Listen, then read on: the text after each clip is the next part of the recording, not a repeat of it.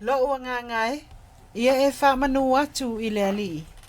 O mea umafoi o te tonu ia tia, ia whamanu I lona suafa pa ia. Lo ua ngā ngai, ia e whamanu atu I le alii. Au foi nei ngalo se me tasi o ana me alofa. Le nganga whaalo alo te whata alofa atuai Samoa, I lau whaafonga tāpua I mai le nei afiafi. Le afiafi o le aso sapa I o le alii. Aso lua sfulua iuni. Lua afe, lua sfuru lima. Whātalo whātu, I le mamalu o le au whainga luenga pa ia le atua. Pa ia o Samoa ua atoa. Ainga o tupu, ainga o nofo, ainga o pāpā. Alala tai whalau polo tō whinga. Lau tina lau lelei. Samoa ua atoa. Mā lor fo lau manuia. Uwha mā lor le pale. Ua mae a manuia sauninga matapua inga. Sa alo atu fo ia ile nei aso pa ia o le ali. Au lau por kalame fo ile nei PMN Samoa. Ua toe amataina lana awa unanga pe ona masani ai a fiafi o asapati. Awa lava le tautua ina o e Samoa lo mato au wa. O le sunga le whatonu ia se iuli sa vea le ofo tone pesta o le whawhengainga ia Reverend Savea Kirika Mesaeli o le whetalainga ia au matangi le sa me titi lani alu a mese whetalainga ia tōtō manino a kapeto slatu le au pepe a mai se le wharitua o le whawhengainga ia eti fui maono makasi a tātou a mata I le atua e ala I le sauninga whainga alotu e a mata I le tātou maftanga Sulai na ai le alofa maleanga le leo le tātou atua. Wa uma eu lava le anga le leo le atua. I lo tō soifua maso mato wola o tātou tofi ne afiafi. O le ato ita ia le tātou whainga lotu le ato tātou au whainga luenga o le PMN Samoa. Tai le sunga le whawhenga inga. Ia Reverend Savea Kirika Mesaeli. Alo mai Samoa.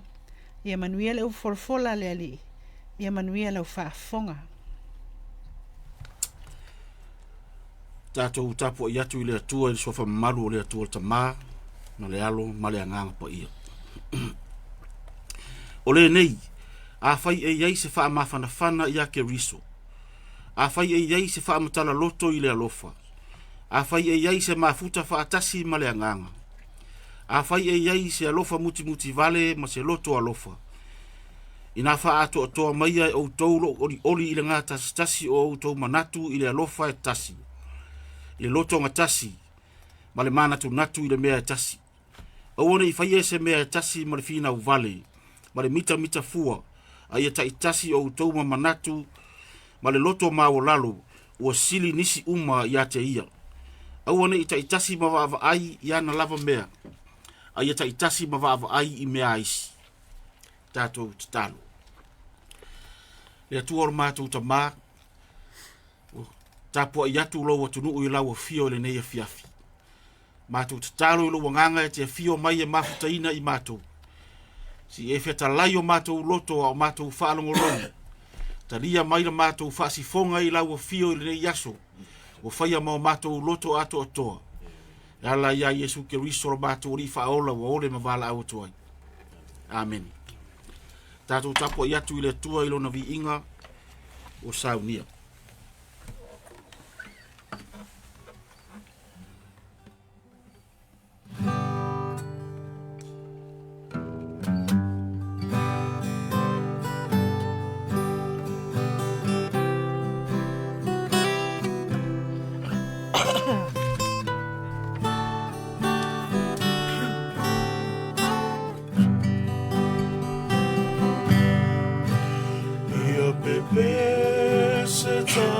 Nei, whamanu ma whawhetai, ia le li o lo le lei, uana lo whatele mai, ua awina mai Yesu, awina mai Yesu, ia mana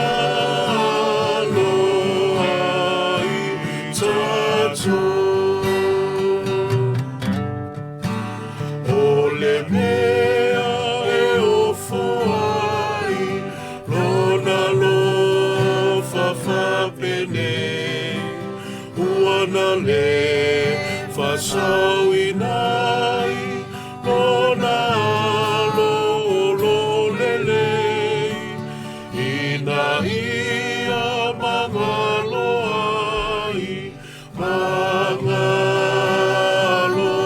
ai Tatou mama olai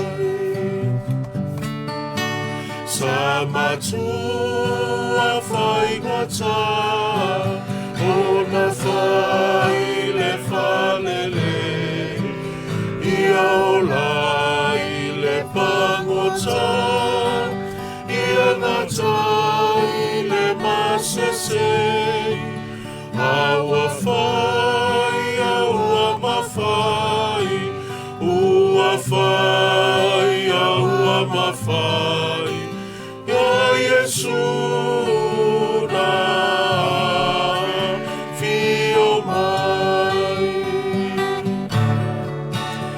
Elefana solato E atali sonuai Leolai e favavai Telulona fio mai Mangalo ilato, mangalo ilato, ile mani o Yesu.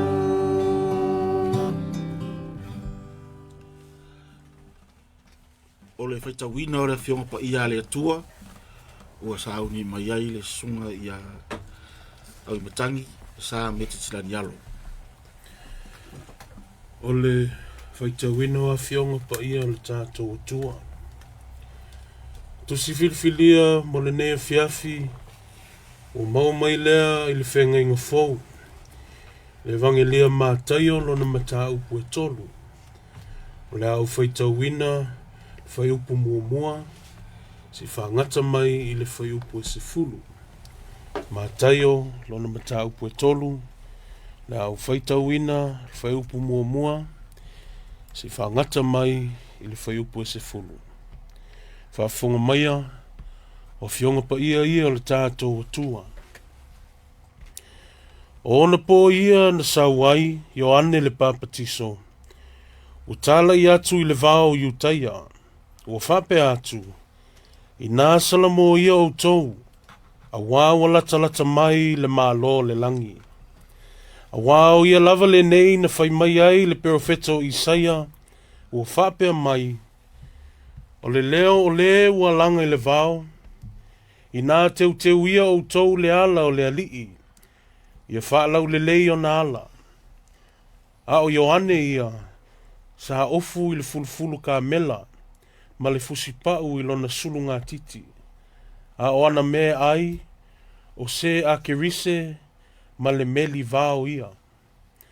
Ona o atu ai lea ia te ia o Yerusalema, ma Iutaia uma, a toa ma le itu uma o Yoritana. Ua pāpati sui na foi i lātou Yoritana e ia, ua whaali ato i lātou a lātou angasala. Ua nei loa atu le au farisaio, ma le au sa tukaio e to tele ua o mai i lana pāpati songa. Ona ia whapea tuai lea ia te i lātou. Whanau a ngata whea ie. O ai ea wana whaali atu ia te outou ia sosola ese le toa saa atali. I outou fua maini fua e te tau ma le salamo. A ua foi nei outou manatu e whapea ifo i outou loto. O apera amo o ia o le mātou tamā. A wā o te whai atu ia te outou e mawhaia lava e le atua o na whaatupuina mai nei maa ni whanau ma apera amo. O lo tu nei foi le matau i te fue o la au. O la au uma foi e le fua mai fua le lei. E taia ma la foina i le afi. Whamanuia mai le atua i le tātou whaitau, whalongolongo i ana fionga pa ia. Tu maupea ia te ia lona vi inga nei se i o i le whavavau lava. Amen. o le viinga o le atua o le pese fitu super fitu i tu spese le kalesia me tutisi.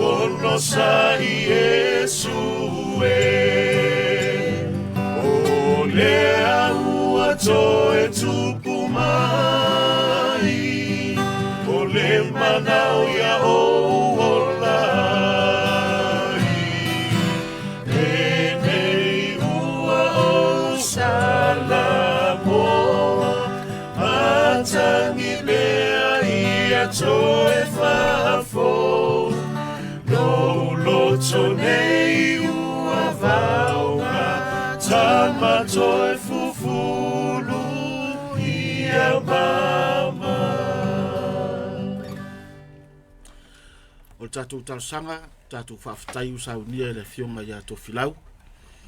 Tātou whātou senga o saunia mai ai tō tō ramanino.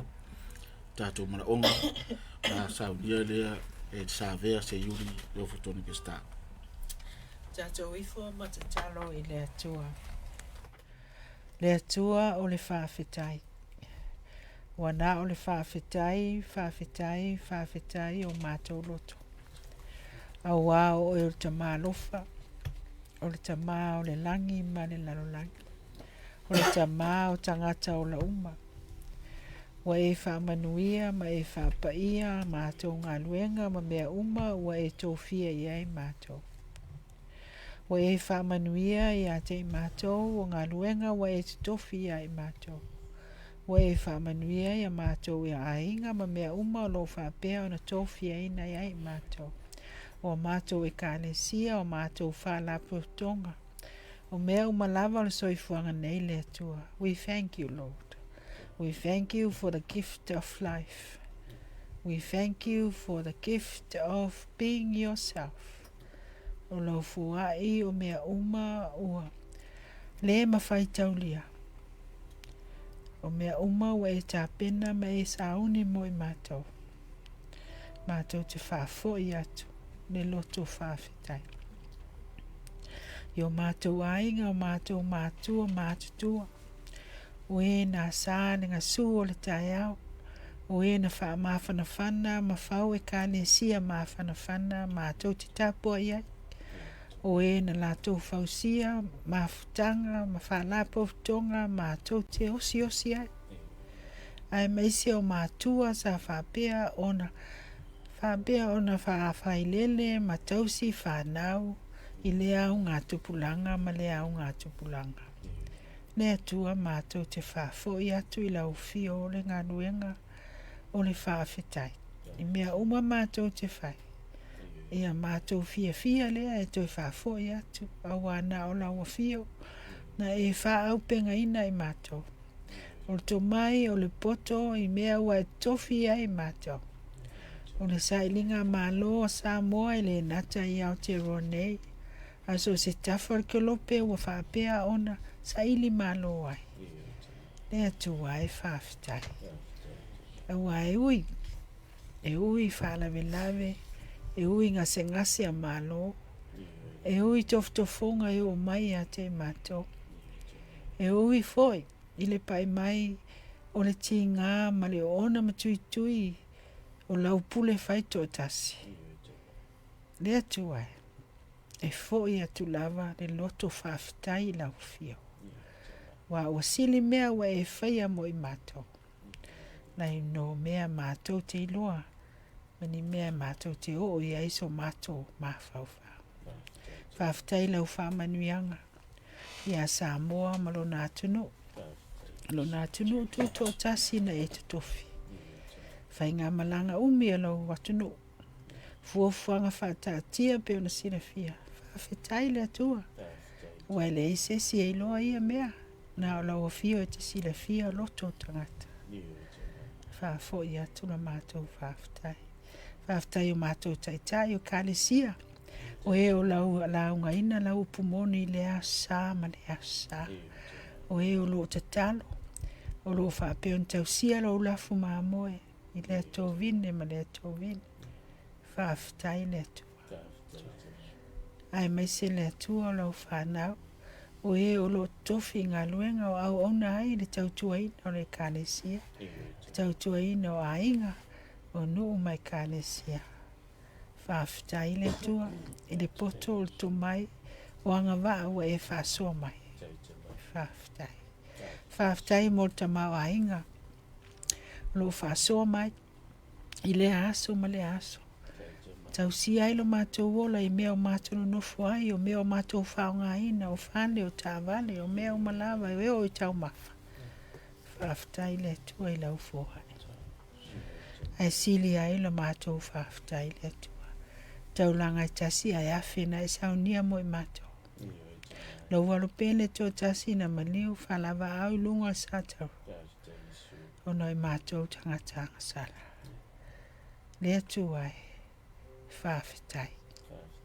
La mātou whaafetai lea. Whaafetai le mātou mawhtanga, le mātou au whai ngā ruenga. Ua whai mau mātou ainga, mātou te ngā lulue ai, matau tua lau atunu. Whaafetai au noa le atua. Whaafetai ia mātou mātua, o lo whaapio na whanongolongo mai, matapua i mai. O auna, malo atunu, o lo whaapea.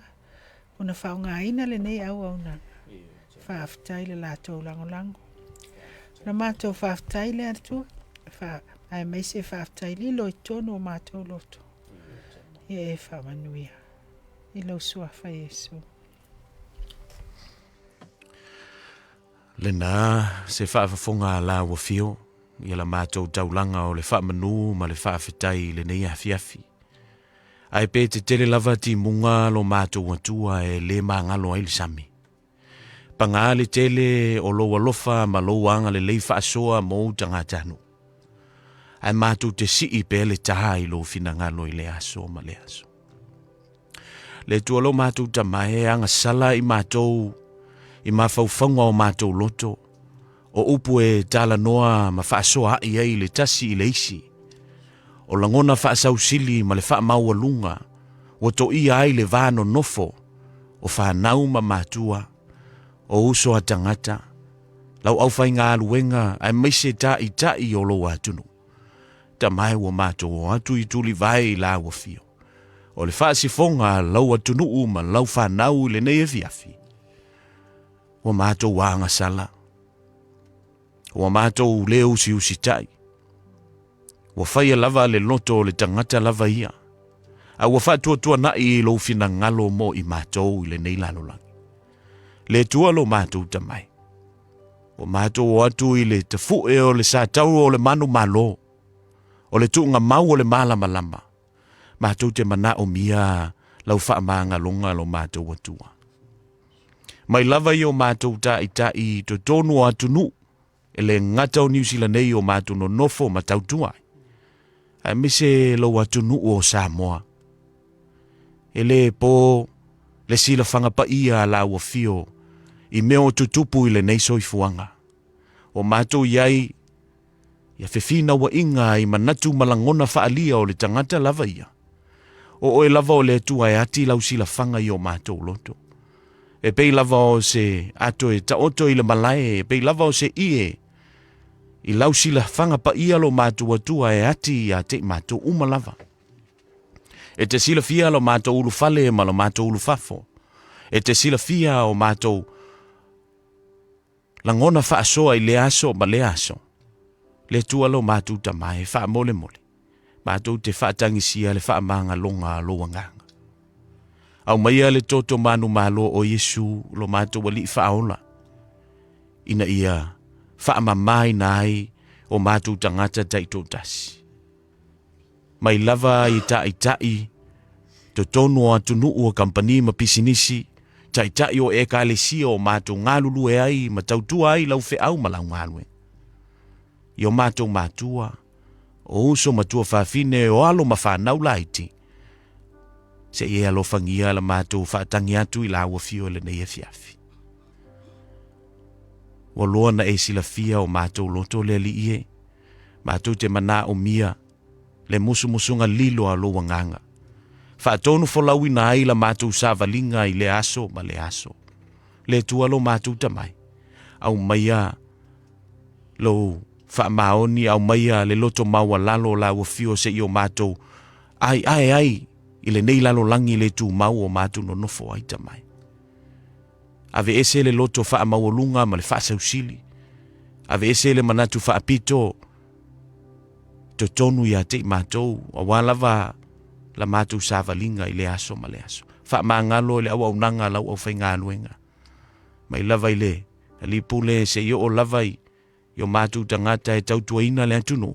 Wha maangalo le mātou ngangana. Hai mai se le mātou whaasoa.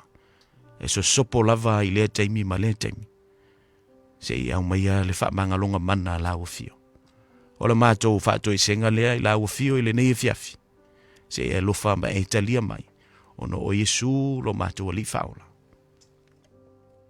Lau fio le nei lawa fiafi i le mātou whaafitai ma le mātou whaato e senga lo mātou atu. O mātou atu i o luma le nei fiafi ma le loto mawalalo ma le wha mawalalonga i luma lau fio e moli atu o mātou mana onga. Ta mā mātou te wala au i aua nei whio mātou loto i whaialo finangalo i mea umau mātou mana na oai.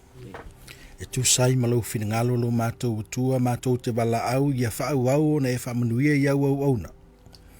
Lo tala whauto ma whiangai ma le tala ina lau tala lei tu i fia le langi. Ai meise tutono si o mātou atunu o Samoa. Ma le atunu foi o New Zealand lo o whapea o na whaima mātou no fuanga i le ni taimi lo mātou atua, mātou te wala au i lau whaau unga ma lau mana. Wha malolo ia o auna, ia whaauawina, lau whaau unga ia te i lātou. Wala lātou whenga ia i pēa ma tala ina o le tala le i aso wheso. Ta mā mātou te talo ia whamunianga i tai o malo. Mai lava i le ao malo, sui foi o sui fono sui tō fia, pāle mia le kāpeneta, whapea foi pūlenga malo. Mātou te talo i eile ami o tonu o lau o fio. Mātou te talo i e whaatonu fo lau ma taitaina i lātou i le mea manu i ai o tangata. Ia whaia mea uma i le matau a wao le amatanga leo le poto lo mātou tama. Le amatanga leo le atamai mea uma lava ia lātou whaia mea uma lava ma le matau i lau o fio. So soni i e lawe ina i lātou ai le leanga. Mātou tua mātou te talo i whaau lau whaamalo longa, iau whaamanianga i o mātou a inga. Mātua ma whanau. Ang le lei fo I whanau a onga, I tonu a onga, a meisi fo I la tau tama mea mea. Whamanuia I lu manai, ta pena lu manai manuia mo mātou whanau. Whamatala ino la tau mafufaunga I tonu a onga. Whamanuia fo I la au whai ngā ruenga I so se vaenga, o lo tau tua I se tofi, po le alawa le whaatufunganga lo mātou tua. Mātou te wala au I lau whamunianga I o mātou tangata taitotas. Anga le lei mātua, a meisi o mātou tua asina sina. Whafua lewa lo lātou soifua, e whautua ina I pēr le tūpulanga mai mātou o lo mātou tausia lo mātou tama. Anga le lei I o mātou tai o nuu malala whanga, ngā te fo I leo tai tono au whaapotputunga ese, company au unanga lo whapea na au na aima tau tua I le atunu uro mātou atua. Fesoa ni mai le tua I lo mātou au whai ngā ruenga, I e whaanga na ina I mātou oe le atua whatalai. Whamanuia le tua I o mātou ainga, ni e foi I lo whapea nele I loa lau fio.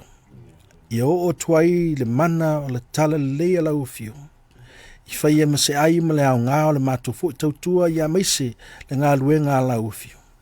I alu malemana lau upu le nea fiafi ta maa, mātou te talo I lau whau unga mai lava I le tumua I se I o lava I o mātou bai.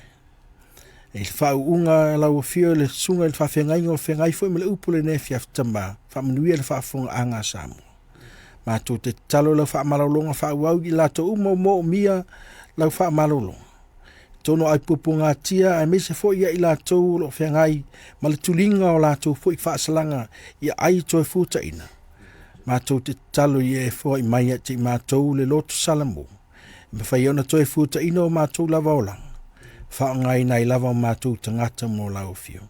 Ta mā, si le fio mātou mana ongai e le I a whea mātou talo. Ai te si le fia o ngā ma le lei mo I mātou. I e alofa ngie fua I tusa o lau masani o le alofa tuno. O le mātou te talo lea I lau fio. E ala ia mātou mana onga lo mātou atua. Amen.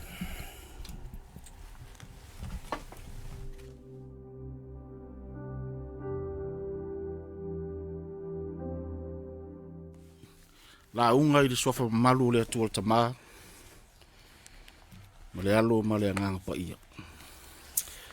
Le a maua ni mawhauwhaunga ma li tusi sa whaita wina I le mātaio ma ta upu e tolu.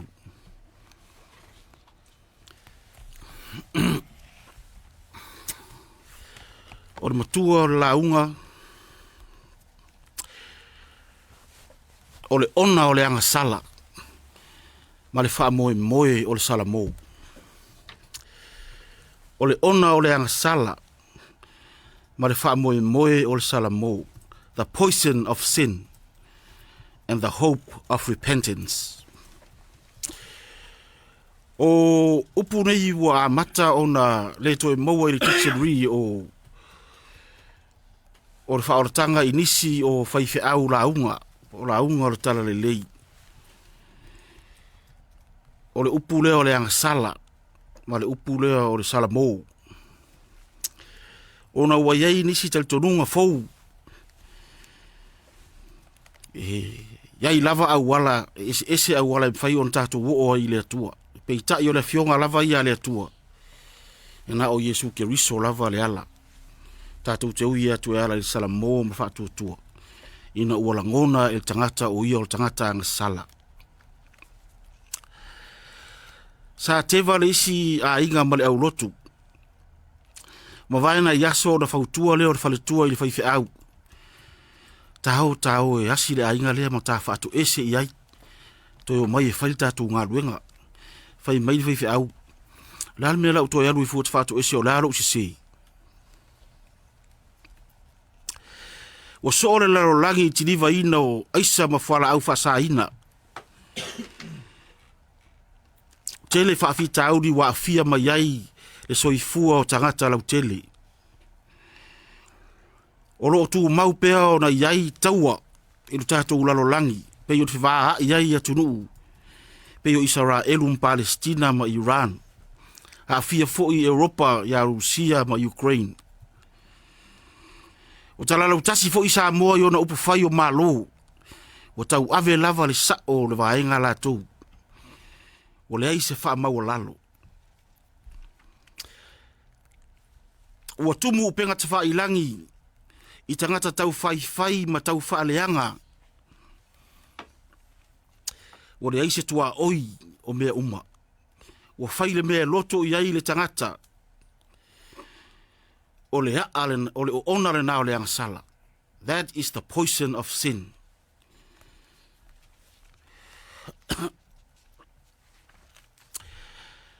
I le tala whasoropito le nuu o le atua.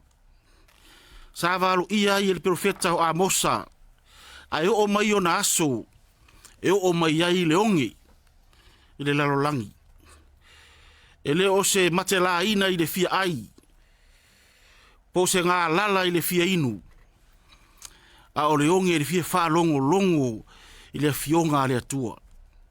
Tau nu urvalo anga na ina ua umal profeta o Malaki. Fa se lau tau sanga i le itoe wha longo ai tangata iutaia.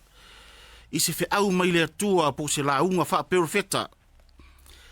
Au o te ina ua toe wha longo ina le leo o Ioane le Baptiso. O manatu la tau o le profeta lea. E ai fo inisi o au sue.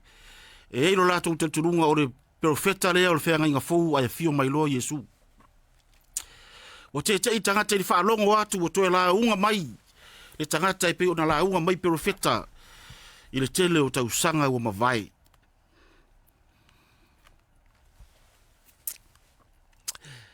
O le saa vali ale atua.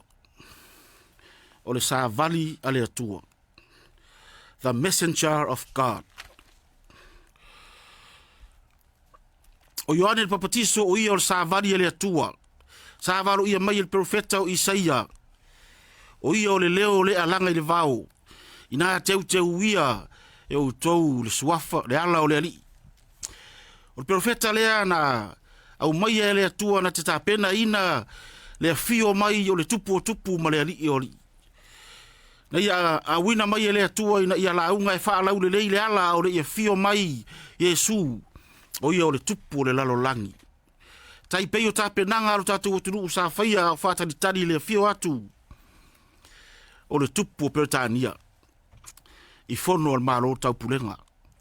Sa ta pena uma tangata, ma sa uni uma mea uma, e ta tau, ma tala whea ngai a wale, fio atu o le tupu.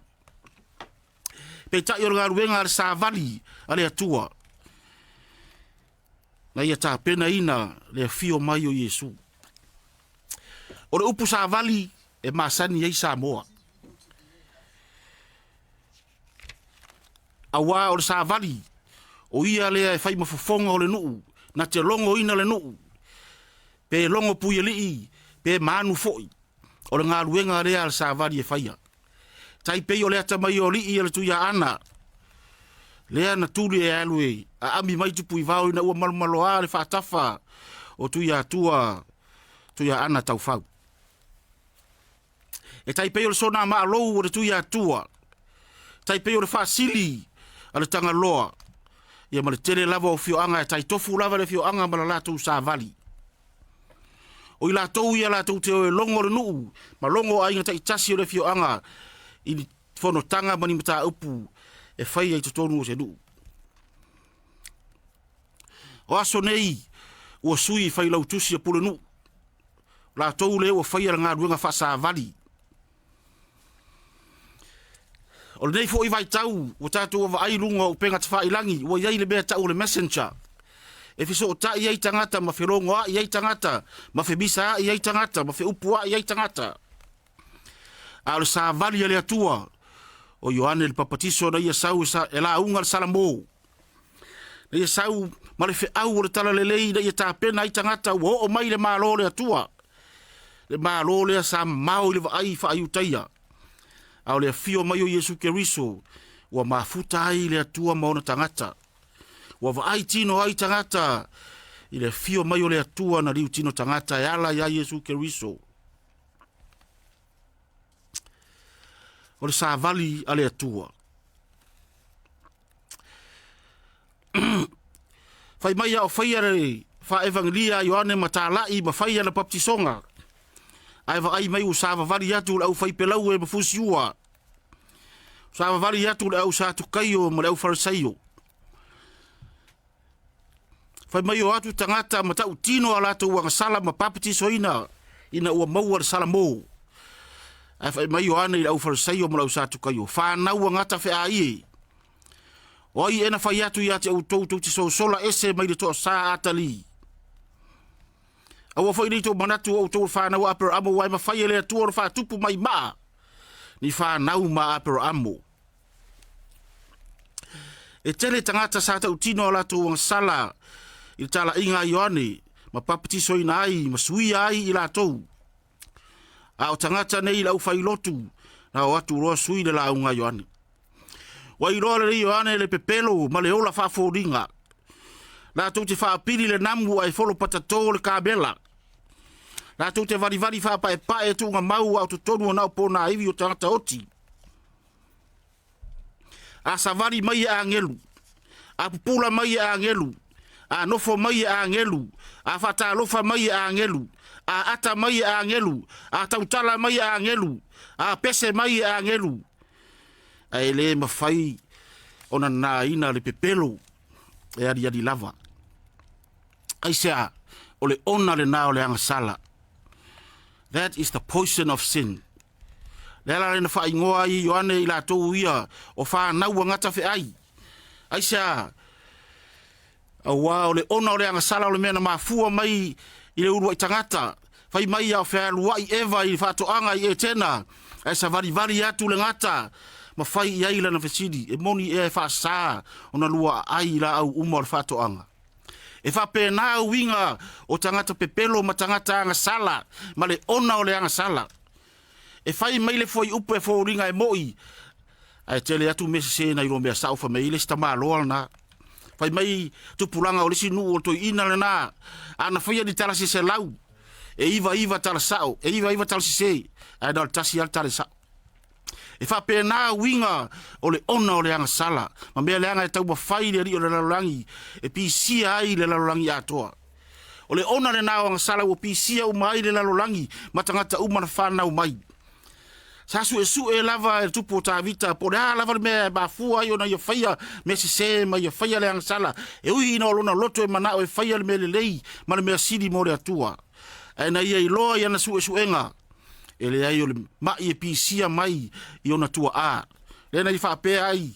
Sa o i ai le manava o lo tina maleanga sala. O whanau o maleanga sala. O le atare nā o le ona o leanga sala. The poison of sin. A o lea na awina mai e lea tua lana sa vali. Ina ia tā lai le salamo. Ma le papatiso ina. Ina ia whaamangalo ina leanga sala. That is the message of the messenger. O le fe'au nā le sāvali. O le sāvali le nā a le sāvali. Teu le ala o le ali. Teu whawhia. Teu e ala i le salamo. Teu e ala i le lafoa i o tātou wala leanga. E to e fo'i mai i le atua. O le ngana whawhia inga tuai le nā. O le ngana nā perofeta o le whawhia inga tuai. Fo'i mai. Fo'i mai i le atua na te matua wha mangalo. Lea le winga o le upa fo'i mai i whenga i tuai. O le salamo.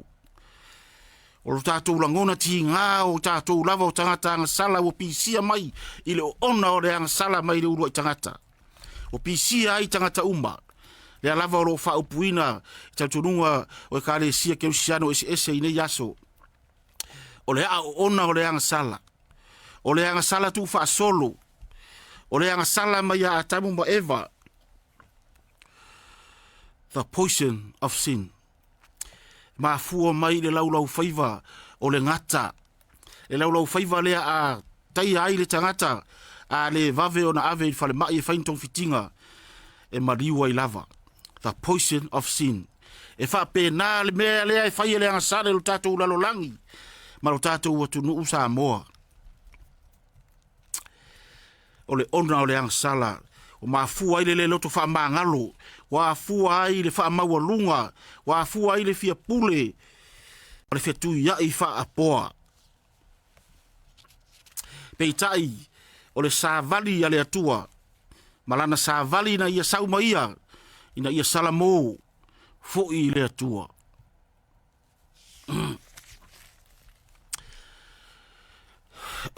o le ona o le anga sala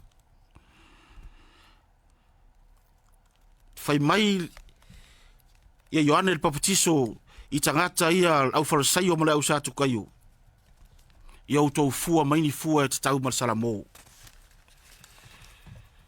ia utou fua maini fua e tatau mal salamo aisea a sava vali mai ma ofu fai pelau e ma fōringa mānaia a o loto o le tu sai a o le sa vali le nā o le tala le lei le sa vali le nā a fio mai ai na sau ai Ioane le Papatiso ina ia tā lai ma wha alau le leia le ala o le ali ia o le ia fio mai Iesu Keriso e mana o mia e sa moa le salamo lo tātou atunuu e mana o mia e tangata uma le salamo ma le toe fo i atu i le atua mo le wha mangaloina o anga sala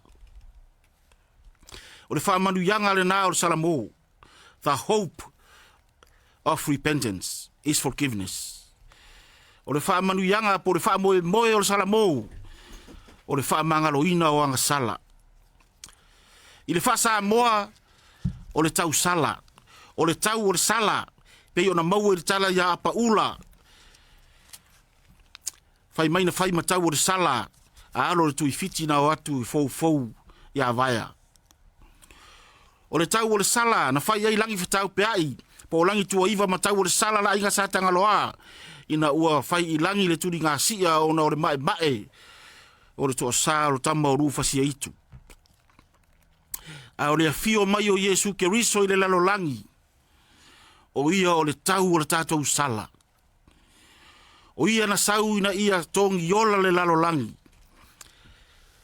o liu tinu tangata ai le atua e ala ia Iesu Keriso o ia o le tau o le sala le lalo langi atoa o lona mariu i le sa tauro o le tau langa e tasi ai afe o e umai ui mai le sala mō mataria le sa vali ale atua e wha mangaloina ma wha mamaina ma wha saolotoina ma maua le ola o le fio mai o Iesu Keriso o ia o le tongi ola o le tau o le tātou sala a o tātou sala mō ma wha tua iai na te matua wha mangaloina i tātou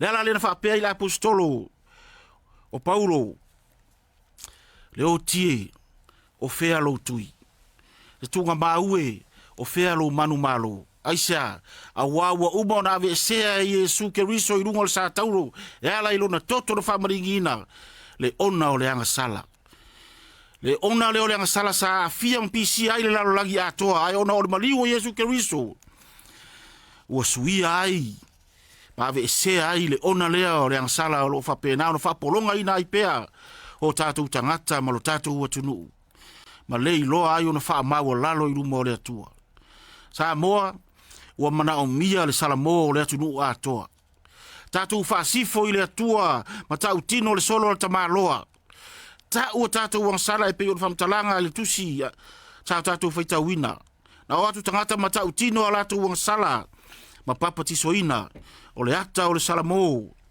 wha mangaloina o le ao ona o le anga sala ua na wha pongi sa ina ma wha valea ina tangata o le tātou watunu ai maisi o le lalolangi atoa tai pei o mea ia e whai mai e tangata i America's Got Talent Britain's Got Talent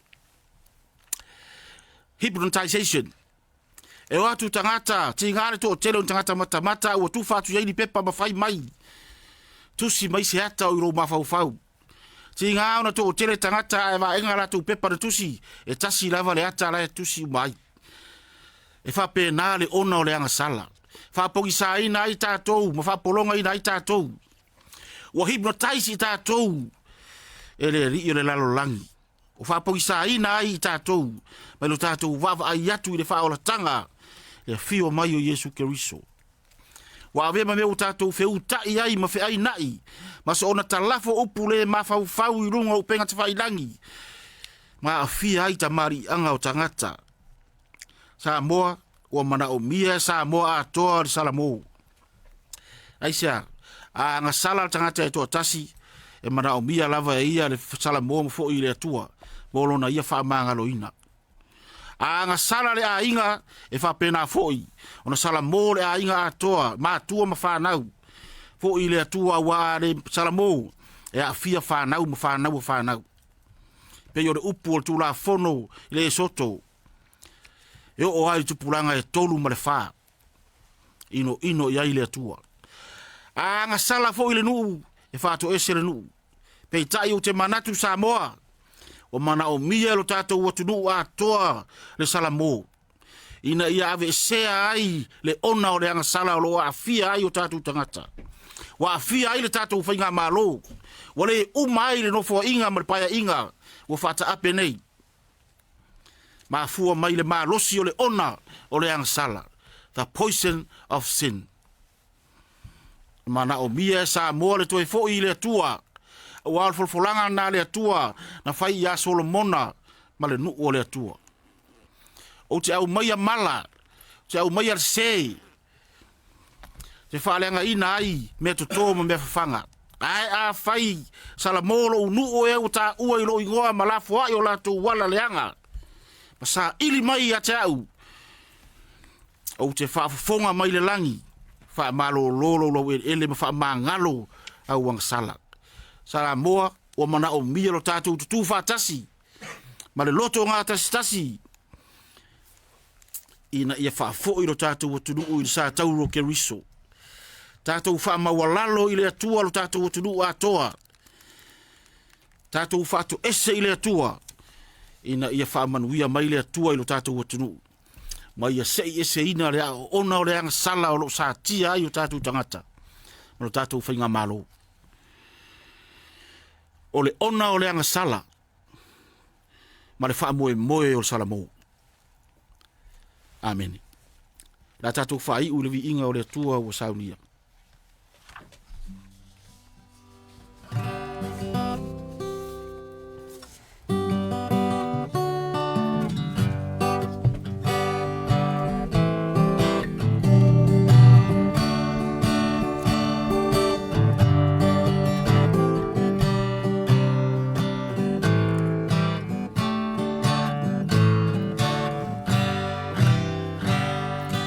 O te tangi lo tamae, ia te oia o ola, ia mana lo se,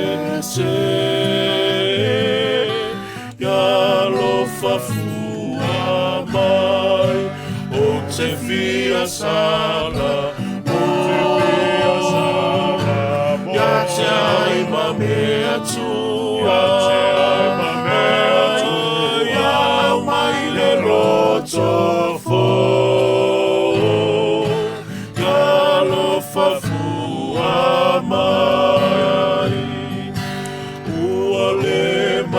So lele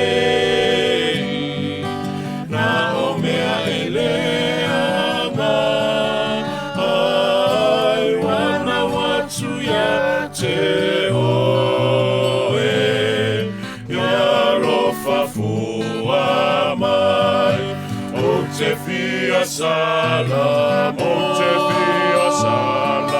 ya te aima mea tu ya te aima mea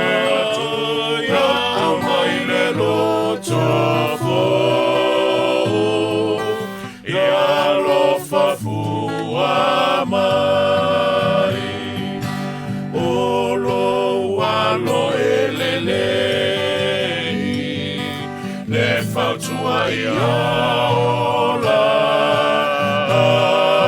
e wanga masese ia lofa fua mai o te fia sala ia te aima mea tua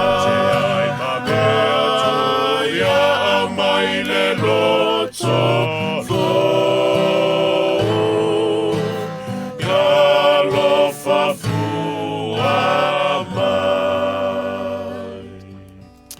Lo mātou tua, whaamanuia lo atunu, whaafonga mai le nei afiafi. Ia tupu o mātou langona le salamo ma le fo iatu I lau fio ma le loto whaamau alalo. Ai se e fio mai e whaamalo lo mātou atunu mai mea le anga o lo tutupu ai. Fio mai te whaamalo lo mātou lau ele ma mātou vai whanua ma mātou ngata I whale. Whaamanuia ta mau a inga o Samoa. Whaamanuia lana whainga malo. Whaamanuia fo ila tunu o mātou au maua I nei le li. Almanuia ma le file mu ma ile atua sili lava I mea uma e manatu I ai le tangata. E leo leo ina ai I mātou nei uma. Ia fo I atua I le vi inga I lau fio. Tu mau mai mo I mātou lo walofa tu noa le atua le tama. File mu Yesu ke riso lo walo. Mafutanga fai pea mo lo lava nganga pa ia nei maso uma lava yo o li whaavavau. Whaavavau lava. Amen. Yesu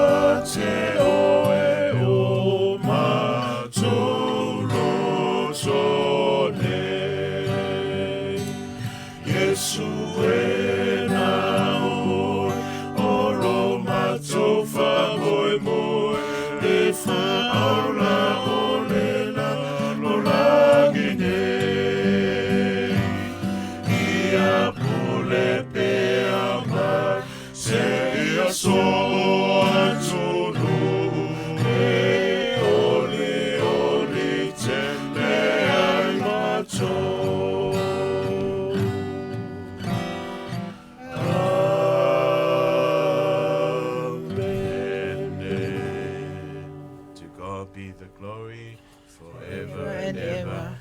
Amen.